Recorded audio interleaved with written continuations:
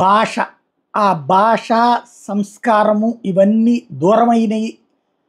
ఒక కొడాలి నానినో లేకపోతే గనక ఒక అనిల్ కుమార్ యాదవ్ ఇట్లా అనేక మంది దుర్భాషలతో కూడిన లేకపోతే దౌర్జన్యపూరితమైనటువంటి భాషలు మాట్లాడారనినే ఆ ప్రభుత్వం మీద ప్రజలకు తీవ్రమైనటువంటి ఆగ్రహం వచ్చింది.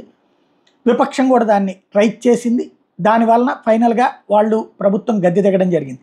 అయితే నిన్న అయ్యన్న పాత్రుడి భాష ఒకటైతే ఇప్పుడు తాజాగా జేసీ ప్రభాకర్ రెడ్డి సజ్జల నా కొడక నన్ను జైల్లో పెట్టి అన్నం కూడా పెట్టకుండా చేసావు అంటూ ఈరోజు తీవ్ర స్థాయిలో విరుచుకుపడ్డారు.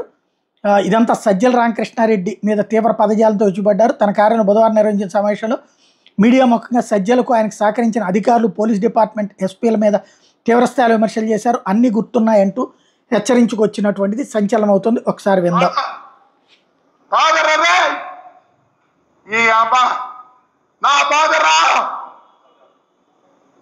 సద్దల్లా కొడుకల్లే జైలుకి పంపించి అన్నం కూడా పెట్టారు నాకు. నీకు ఫోన్ చేసినట్టు ఢిల్లీలో అన్నా అని. నువ్వు ఎక్కడెక్కడ ఏం చేసావు అన్నీ తెలుసా.